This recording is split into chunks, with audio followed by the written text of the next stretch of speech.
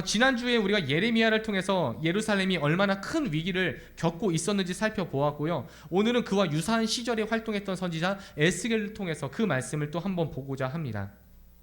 다시 말씀드리지만 바벨로니아 제국이 이제 그 예루살렘의 공격을 쳐들어왔어요. 마치 일본이 우리나라 쳐들어오는 것처럼, 중국이 우리나라 쳐들어오는 것처럼 그렇게 우리 예루살렘을 정복하기 위해 왔습니다. 그리고 두 차례의 침공이 있었고 이제 예루살렘은 초토화가 되었고 복구 불가입니다. 오늘 우리가 함께 읽은 이 에스겔서는요, 예루살렘 멸망 직전 5년 전에 쓰였어요. 약 5년이나 6년 전에 쓰인 예언서로 알려져 있고요. 오늘 읽은 본문은 예루살렘이 멸망하고 나서 쓰게 된 건지 아니면 예루살렘이 멸망하기 전에 쓰여졌는지 그것은 우리가 알지 못하지만 어쨌든 중요한 것은 예루살렘이 국가적인 재난에 직면했다는 겁니다. 어떻게 손 쓸 수 없을 만큼 통제할 수 없는 국가적 위기를 직시하고 있는 상황입니다. 그런데 이때 유대인들이 어떤 마음이 있었죠? 하나님이 우리 구해주실 거야. 하나님이 저 바벨론을 이겨주실 거야. 하나님이 우리를 지켜주실 거야. 우리를 보호해주실 거야. 하나님 우리랑 약속했잖아. 이런 이야기만 하고 있는 거예요. 여러분들 이게 신앙이에요? 신념이에요? 신념은 정말로 믿을 신자인데 영은 뭐예요? 생각이에요, 여러분들. 내 생각을 믿는 거예요. 내 생각을 100% 믿었는데 그것을 마치 신앙처럼 여기는.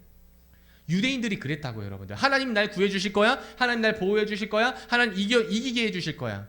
근데 하나님 뭐라고 말씀하세요? 예레미야와 에스겔을 통해서 아니 나는 너를 징계할 거야.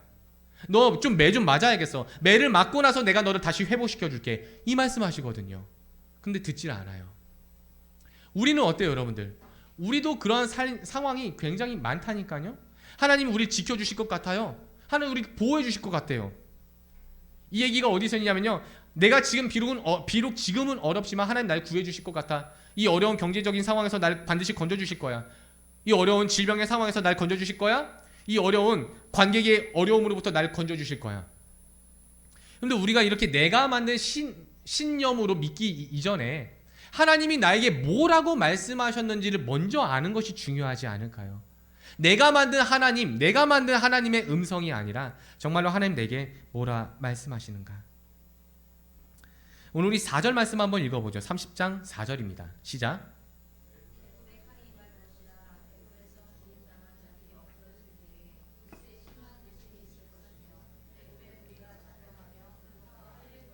아멘. 우리 대한민국은 굉장히 작은 나라입니다. 그래서 여기저기에 가입되어 있어요. 그렇죠? 뭐 이제 WHO에도 가입되어 있고, UN에도 가입되어 있고, 나토에도 가입되어 있고, 뭐 OECD에도 가입되어 있고. 왜 이렇게 많이 가입한 거예요? 가입비도 많이 나갈 텐데 왜 그러는 거예요? 뭐 여기저기 동맹도 많이 맺어놓잖아요. 미국에도 동맹 맺어놓고 어디에도 또 동맹 맺어놓고. 왜 그러는 거죠? 우리나라가 가지고 있는 힘 자체는 그닥 강하지 않기 때문에 그래요. 우리보다 훨씬 강력한 나라들이, 또 우리와 적대시하는 그 나라들이 더 강력한 힘을 가졌기 때문에 우리가 주변 국가와 힘을 공유하고 있는 거예요. 그런 것처럼 예루살렘도 사실은 그닥 강력한 나라가 되지 못했기 때문에 바벨론과 이집트 뭐 이런 엄청 강력한 나라들의 공격에 감당할 수 없어서 주변 근소 국가들과 함께 동맹을 맺은 상태였습니다. 그런데 하나님이 뭐부터 하세요? 그 동맹 국가를 다 없애버리세요. 심판해버리세요. 어떻게 해요? 우리는 의지할 데가 없는 거예요. 의지할 데가 없어요. 그러다가 이제 의지할 국가가 없어졌잖아요. 그리고 이 의지할 국가들이 손살에 치는 거예요. 아니 난 못 도와줘. 원래는 동맹 맺을 때 뭐라고 했어요? 우리 서로 불가침 조약하자. 서로 쳐들어오지 말자. 그리고 누군가가 강력한 나라들이 쳐들어왔을 때 서로 함께 도와주는 거야. 우리 품앗이 하자고 서로 그렇게 동맹 맺었다니까요. 그런데 실제로 그 일이 벌어지니까 주변 근소국가가 뭐라고 얘기하냐면 안 돼.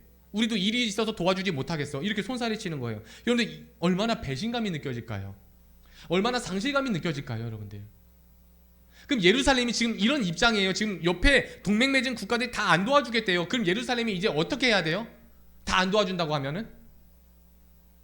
기도해야 되지 않아요, 여러분들? 기도해야죠. 그런데 이 예루살렘이 어떤 방법을 취하냐면요, 이집트를 찾아갑니다. 왜냐하면 이 바벨론과 유일하게 맞붙을 수 있는 강대국이 어디였어요? 이집트 하나예요. 그래서 이 이집트에게 청구하게 됩니다. 도와달라는 거예요. 그게 4절이에요, 여러분들.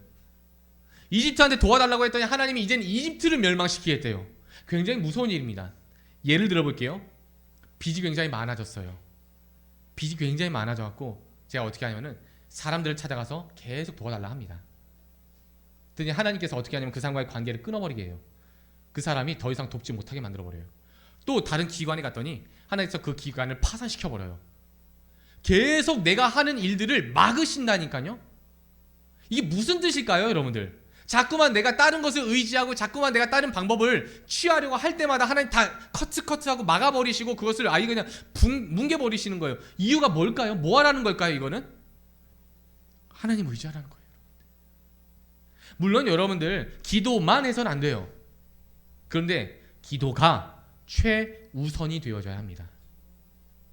하나님 찾는 것, 하나님 의지하는 것이 우선순위가 되어져야 하는데 우리는 자꾸만 우리의 인지활동이, 우리의 경험적인 토대들이, 또 우리가 가진 신념은 세상의 방법을 의지하도록 되어 있어요. 그래서 여러분들 우리가 문제를 직면할 때 가장 먼저 무엇부터 하자? 우리 눈을 감자라는 거예요. 우리는 자꾸만 무엇을 인지하려고 해요? 세상을. 무엇을 자꾸 의지하려고 해요? 세상을. 그러니까 일단 눈부터 감자고요. 우리 1절에서 3절 말씀도 한번 보실까요? 시작. 또 여호와의 말씀이 내게 임하여 이르시되 인자야 너는 예언하여 이르라. 주 여호와께서 이와 같이 말씀하시되 너희는 통곡하며 이르기를 슬프다 이날이여 하라. 그날이 가깝도다. 여호와의 날이 가깝도다. 구름의 날일 것이요 여러 나라들의 때이리로다. 아멘. 심판의 날, 여호와의 날, 그날이라고 말씀합니다. 그런데 이 심판의 날을 뭐라고 3절에서 표현하냐면 구름의 날이다 라고 얘기해요. 이 구름이 뭐냐면 예를 들어서 우리가 야외 예배를 막 드리고 있는데 갑자기 이렇게 서늘하고 어두워서 하늘을 봤더니 어떻게 해요? 구름이 꽉 찼어요. 근데 이런 일들 경험한 적 있으시죠? 여러분들 야외에서 시간 보내는데 어느새 갑자기 구름이 꽉 찬. 어느새 구름이 꽉 찬. 왜 어느새 구름이 꽉 찬 것처럼 느껴져요? 구름이 뿅 하고 나타난 겁니까? 아니죠. 우리가 그것을 신경 쓰지 않고 바쁘게 살아서 그래요. 그거 신경 쓰지 않고 바쁘게 살다 보니까 어느 순간 딱 보니까 구름이 꽉 찬 거예요. 하나님의 심판의 날이 그럴 거래요. 전혀 하나님 심판에 대해서는 염두하지 않고 신경도 안 쓰고 그렇게 바쁘게 살다가 어느 날 딱 쳐다보니까 하늘이 꽉 찼어요. 뭘로? 하나님의 진노로, 하나님의 심판으로 가득 찬 그날이 다가옵니다. 예루살렘의 멸망이 그닥 단순하지가 않아요. 모든 근동 국가들을 전부 다 멸망할 것을 하나님 예언하셨고요. 그중 가장 대표적인 것이 4절 이집트입니다. 5절에서 9절 말씀도 보게 되시면요, 여러분들 이집트가 어떻게 멸망하게 될지 하나님 심판의 내용을 아주 자세히 서술하십니다. 여러분들 다른 국가들도 멸망시키세요, 하나님께서. 근데 하나님이 유독 자세히 그 멸망을 서술하시고 선언하신 국가들이 있어요. 왜 그럴까요? 그러니까 예를 들어서 에돔에 대해서는 별로 말 안 해요. 그냥 심판할 거야. 내가 그 인간들을 그냥 싹 쓸어버릴 거야. 이렇게 얘기하고 끝나는데 이집트는 내가 어떻게 할 거고 어떻게 할 거고 어떻게 할 거고 나중에는 바벨론은 내가 어떻게 할 거고 어떻게 할 거고 어떻게 할 거고 이런 이야기를 자세히 쓰는 나라가 있고 그냥 휙 하고 지나가는 나라가 있어요. 무슨 차이일까요? 그러니까 센 나라는 하나님이 말을 많이 하고 약한 나라는 하나님 적게 할까요? 그렇지가 않아요. 여러분들 미국 있죠? 지금 미국이 멸망할 거라고 하면 여러분들 믿어져요 그게? 저는 안 믿어져요. 미국이 망한다? 미국이 경제적으로 파산한다? 미국이 군사적으로 패배했다? 이런 것은 도무지 믿겨지질 않습니다. 그렇지 않겠어요 여러분들? 그런 것처럼 당시 고대 사회에서 바벨론, 이집트는 그런 나라라고요. 절대로 망할 수 없는 나라, 절대로 질 수 없는 패권을 가진 나라가 바로 그 이집트와 바벨론입니다. 그래서 하나님이 아주 자세하게 서술하시는 거예요. 그 징조가 어떠할 것이고 그 파괴의 시작이 어떠할 것이고 그들의 울부짖는 목소리가 어떠할 것이며 그들의 결국이 이러할 것이다. 아주 자세하게. 그렇게까지 보니까 이제는 이게 믿어지는 거죠. 여러분들 우리는 이집트랑은 별로 상관없는 사람들 같아요. 그런데 이 하나님의 말씀과는 상관이 있는 사람들 같다고요. 왜냐하면 여러분들 우리에게도 그날이 다가오기 때문입니다. 우주적인 종말이 오든 아니면 개인적인 종말이 오든 전 우주적인 심판이 오든 아니면 개인의 죽음이 찾아오든 간에 반드시 그 날이 올 거라는 거예요. 끝날이 와요. 그렇지 않겠습니까? 근데 내가 김요한이라는 이 한 사람이 부모로서의 역할을 끝내는 날이 올 거예요. 김요한이라는 남편이 남편으로서의 역할을 기능을 끝내는 날이 올 거라고요. 다시 말하면 제가 지금 하고 있는 이 역할의 마침표 찍는 그 죽음의 날이 반드시 찾아오게 되어집니다. 저뿐만이 아니라 여기 있는 모든 분들에게 그 날이 반드시 찾아옵니다. 그럼에도 불구하고 오늘의 시간을 아무 의미 없는 것처럼 그냥 흘려보내는 것처럼 그렇게 살아간다면 여러분들 얼마나 그 끝이 두려울까요? 반드시 그 끝이 있다면 끝에 대한 달성에 대한 내용이 있어야 될 거예요, 여러분들. 직장 생활 하시는 분들도 여러분들 예를 들어서 저도 이제 영업직을 해봤었는데 한 달의 시간이 주어지잖아요. 그리고 계약권을 예를 들어서 한 300만 원씩 개인 매출을 올려놔야 된다라고 하면 무슨 수를 쓰든지 간에 그걸 해야 되지 않겠습니까? 처음에는 그냥 시간이 있다 하고 르랄라 하면서 막 맛있는 것도 사 먹고 다니고 막 이래요. 그런데 한 1주, 2주가 지났어요. 약간 감이 쎄해요. 3주가 지났을 때는 막 발이 동동 거려요. 이거 또 어떻게 하나? 이거 또 어떻게 하나? 마지막 한 주차 남았을 때는 이제는 내밀어야 될 내용이 있어야 되는데 그 내용이 없어요. 그리고 마침내 그날이 왔는데 아무것도 내놓을 것이 없다면 그날은 여러분들 평강의 날이 아니라 두렵고 떨리는 크고 두려운 날이 되지 않겠습니까? 근데 우리 개인에게 주어진 죽음의 시간이 반드시 있고요.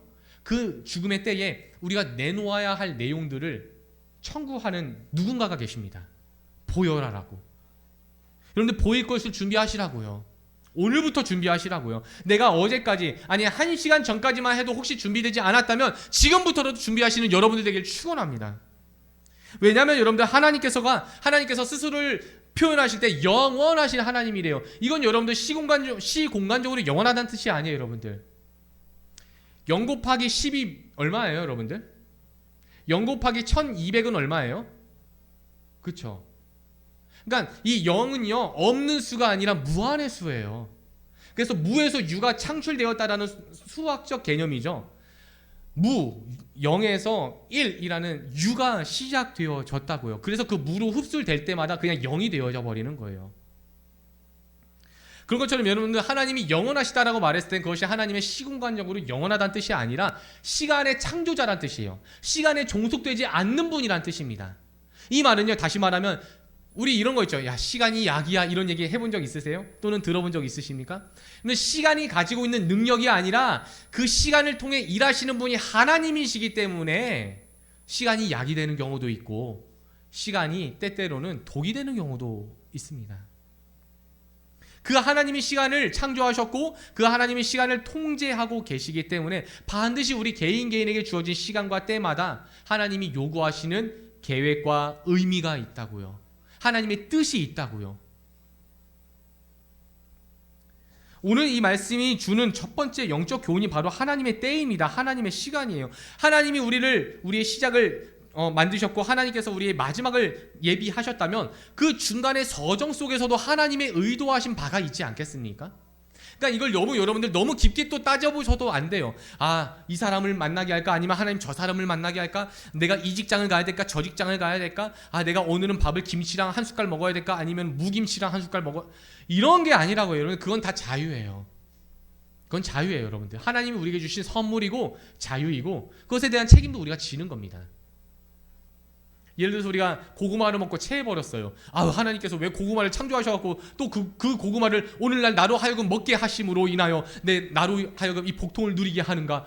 이런 게 아니라 하나님께서 허락하신 그 모든 것들을 내 자유로 여겼고 그에 대한 책임을 내가 복통으로 느끼고 있는 거예요. 그럼 하나님께서 무엇에 대한 영역을 하나님의 때로 두셨을까요, 여러분들? 그것은 믿음이에요, 여러분들. 믿음을 표현해야 할 때가 있다고요. 다시 말해서 신앙을 고백해야 할 때가 있습니다. 저는 여러분들 그때가 지금처럼 내가 통제할 수 없는 상황에서 내가 감히 어떻게 극복할 수 없는 그 상황 앞에서 믿음으로 반응해야 되는 것. 이것이 하나님이 의도하신 것이 아닌가. 아파요. 어떻게 할 거예요? 병원 갈 거죠. 그거 아니라고요. 병원은 가야 되는데 가장 먼저 뭐부터 하자고요? 눈을 감고 기도하자고요. 반드시 우리 한 사람 한 사람을 향한 스페셜한 그 때가 있어요. 하나님 그 계획 속에는. 예를 들어 모세에게는 80세라는 그 때가 하나님에게 있어서는 스페셜하고 모세에게도 스페셜한 때였고요. 아브라함에게는 75세가 그때였던 거예요, 여러분들. 요셉에게는 17살이 그때였던 거고요. 예수님께는 30세가 그때였던 겁니다. 아버지의 때라고 불러요.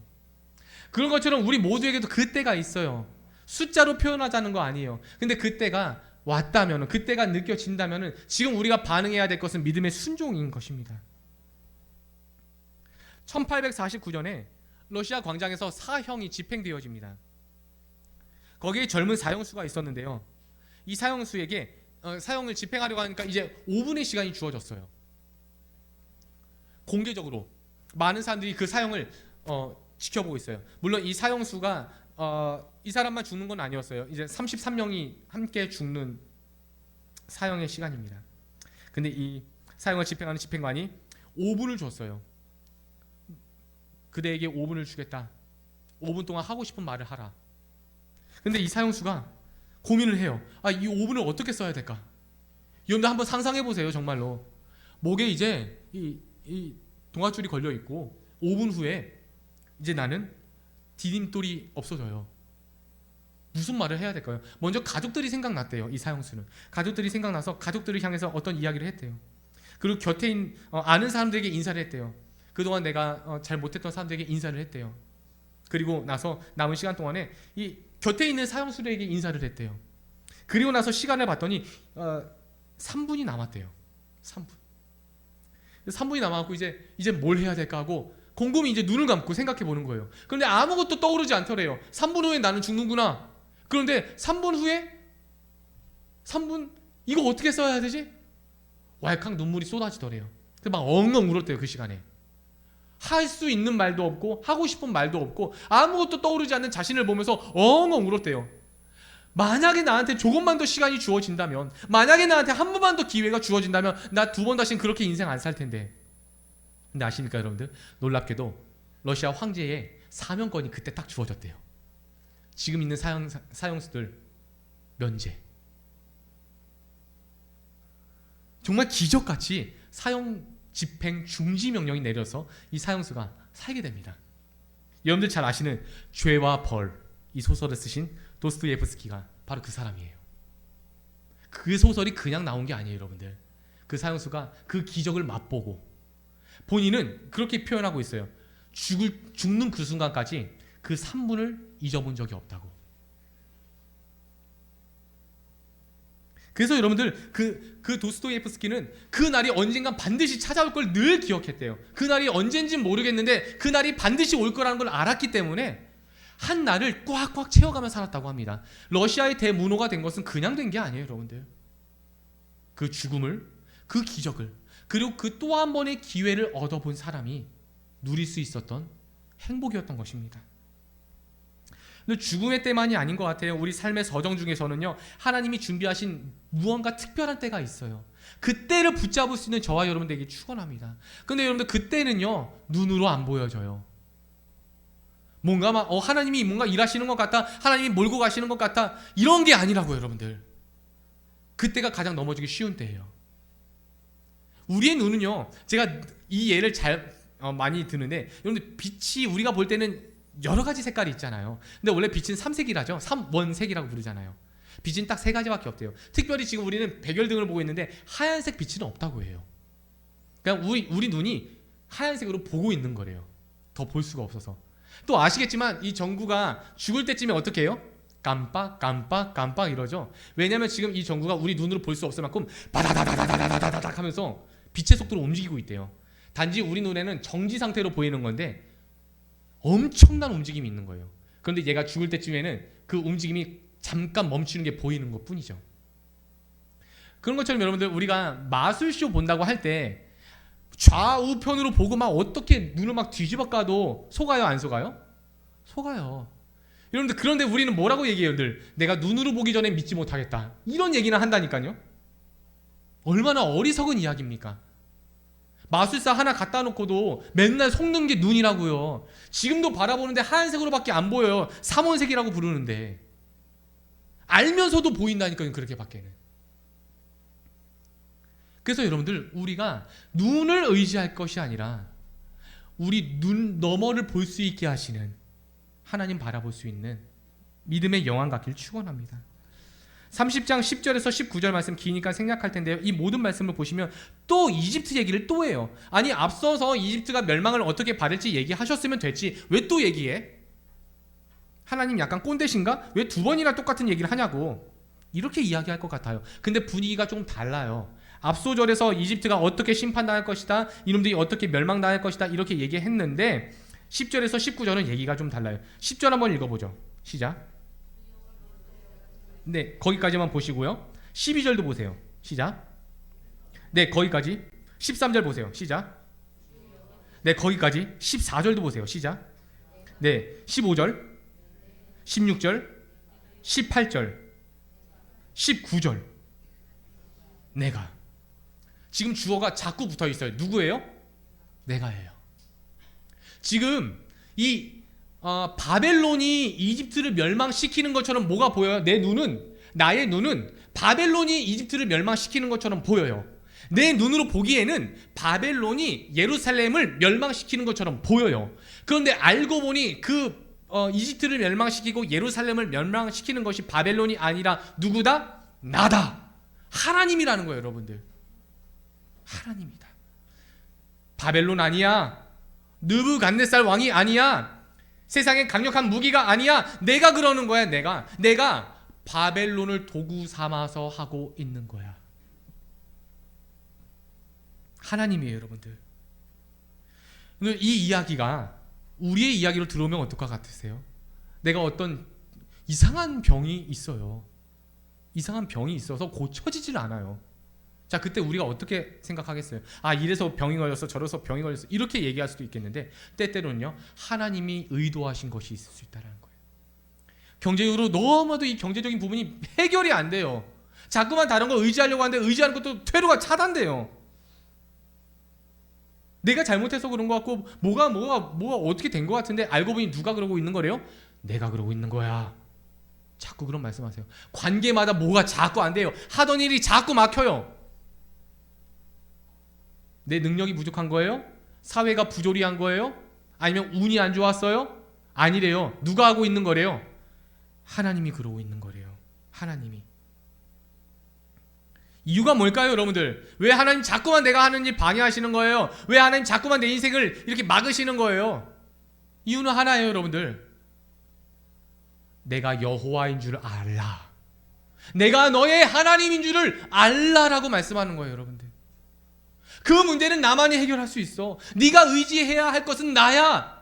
내가 너의 하나님이기 때문에 나 좀 알라고 하고 있어. 하나님이 그러고 싶어서 그러는 게 아니에요. 그런데 그렇게라도 하지 않으면 자꾸만 하나님을 몰라요. 자꾸만 하나님을 오해해요. 자꾸만 하나님을 만들어요. 그래서 여러분들, 우리가 훈련해야 할 영역이 있다면 바로 이 영역인 것 같아요. 하나님 의지하는 훈련, 하나님 바라보는 훈련, 하나님으로 세상을 해석할 수 있는 그런 훈련을 결단할 수 있기를 바랍니다.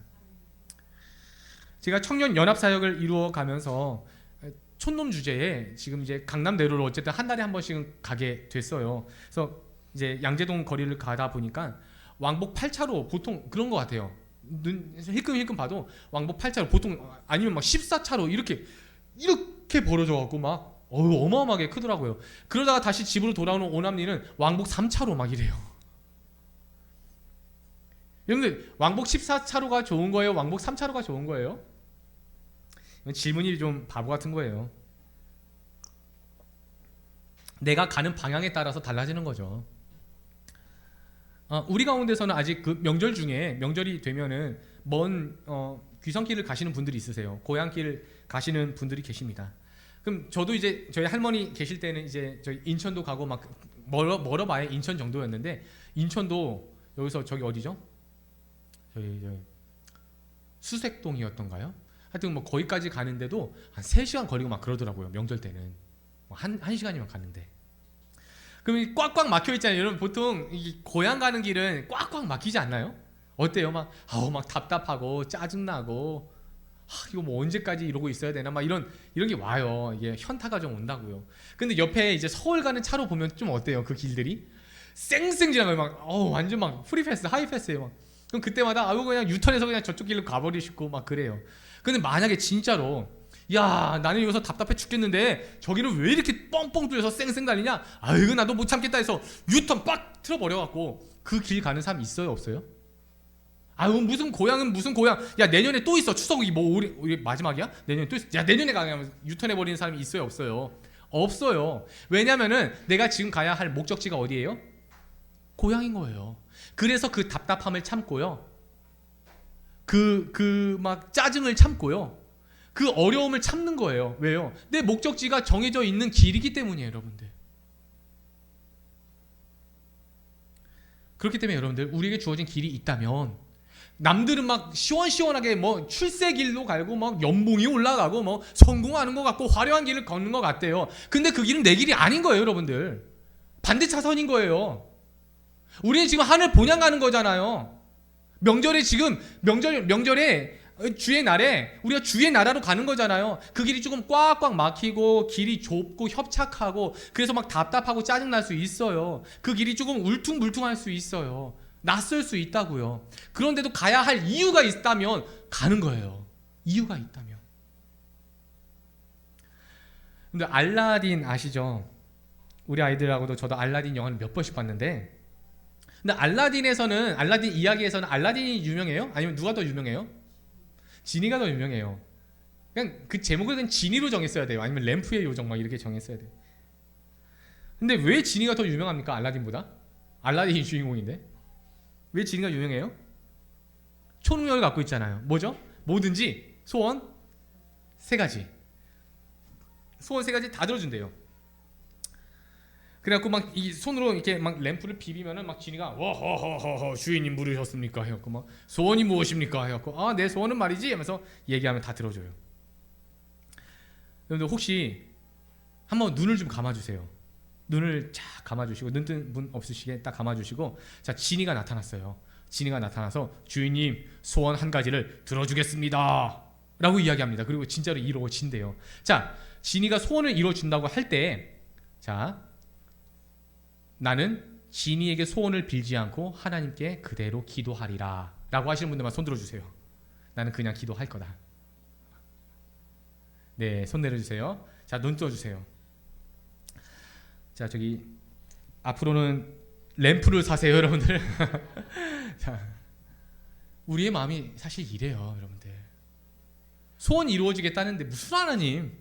그 소원만 이루어지면 장땡이지. 우리가 하나님을 그 정도로 여길 수 있다는 겁니다. 지니는 쿨해요, 여러분들. 소원 들어주고 어떻게 해요? 대가를 청합니까? 그렇지 않잖아요. 어떻게 해요? 다시 램프로 들어가요. 휘 하고 들어가요. 근데 하나님은요, 응답 하나 해주면 그 응답 가지고 엄청 으름장 나요. 내가 너와 영원히 함께 살리라 막 하면서 내가 영원히 너를 따라다닐 거야 막 이러면서 굉장히 귀찮게 구세요. 그러니까 지니처럼 그냥 기분에 테이크 딱 하고 딱 끝내버리면 좋겠는데 하나님은 그렇지 않을 거래요. 자꾸만 붙을 거래요. 여러분들, 이게 하나님이에요. 이게 우리고요. 우리는 마음 같아서는 하나님보다 지니가 더 편한 것 같아요. 소원도 들어주겠다. 아무런 조건도 없겠다. 그리고 딱 쿨하게 헤어지겠다. 내 인생 내 마음대로 살 수 있겠다. 얼마나 좋습니까? 그런데 우리 하나님은요, 오늘 19절 말씀처럼 내가 여호와인 줄 알게 되리라, 이 말씀을 우리에게 계속해서 선언하고 계십니다. 결론을 맺겠습니다. 우리 19절 같이 읽어볼게요. 19절 시작.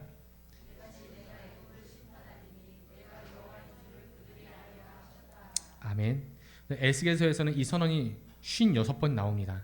그러니까 강조되었다는 거예요. 이로써 이와 같이 함으로, 이 심판으로 인하여 내가 여호와인 줄 너희로 알게 하리라, 이 말씀을 한다는 겁니다.